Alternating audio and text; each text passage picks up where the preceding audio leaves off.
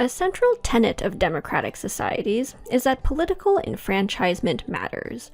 Voting allows citizens to exercise their political power and to shape the structures and policies that determine their economic well-being.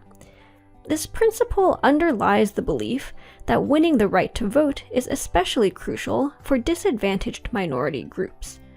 But do we see evidence for this in the real world? Does political power bring economic power? This paper explores that question using one of the major episodes of minority enfranchisement during the past century, the passage of the 1965 Voting Rights Act in the US. The VRA outlawed racial discrimination at the voting booth and re-enfranchised a broad swath of Black Americans.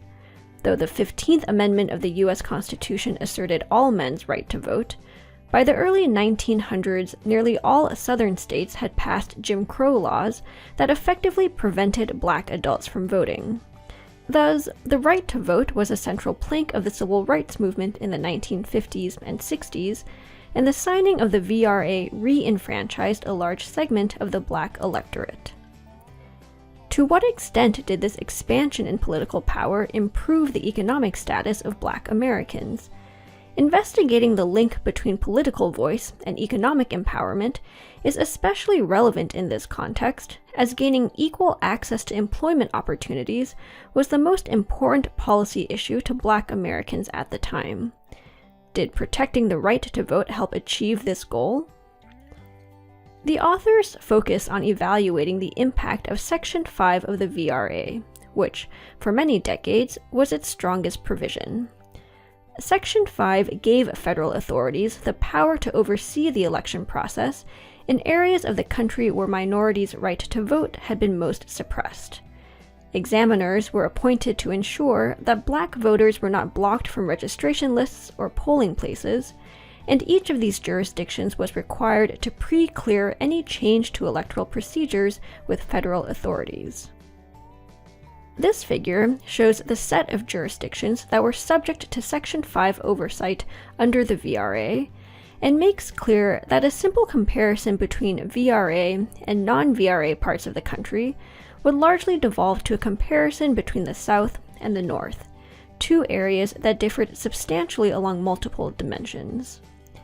Instead, the authors use a narrower sample in which they compare VRA and non-VRA counties that directly neighbor one another. The idea is that geographic neighbors are more likely to share common cultural, political, and economic characteristics, thus allowing the authors to isolate the causal effect of Section 5 oversight. To start, the authors established that the VRA did have a political impact.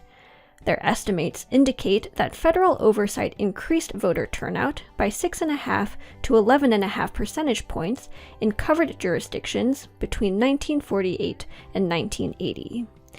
While these turnout data are not disaggregated by race, supplemental results suggest the effects do reflect the mobilization of Black voters.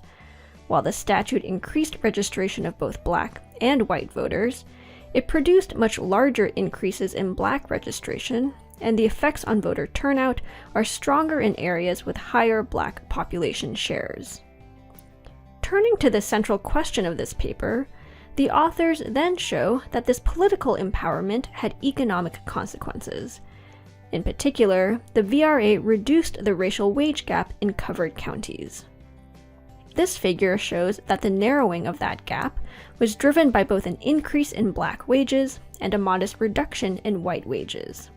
Note, as well, that wage trends in the preceding decade were similar for both groups. Overall, relative to white workers with the same characteristics and within the same geographic labor market, Black workers' wages increased by 5.5 percentage points between 1950 and 1980 as a result of the VRA. Now, there are numerous channels that might explain these results. For example, increasing the political power of Black voters may have led policymakers to increase spending on schools and other resources in Black communities, giving rise to a healthier and better educated Black workforce. However, the positive wage effects appear relatively quickly, making these kinds of longer-term explanations unlikely. Instead, the authors argue that the economic impact of the VRA partially reflects a more immediate form of redistribution: public sector employment.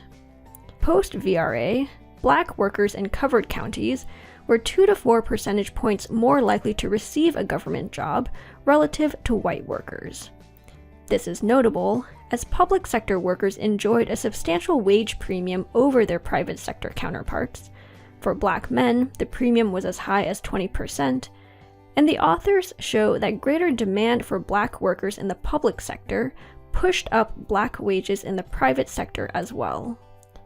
The results also suggest that the VRA improved the enforcement of existing regulations in private firms, such as those related to anti-discrimination and affirmative action.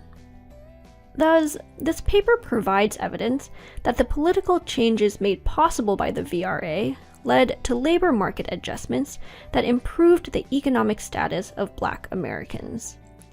In this setting, the authors argue that political mobilization shifted the identity of the median voter, leading elected officials to adjust their policy choices.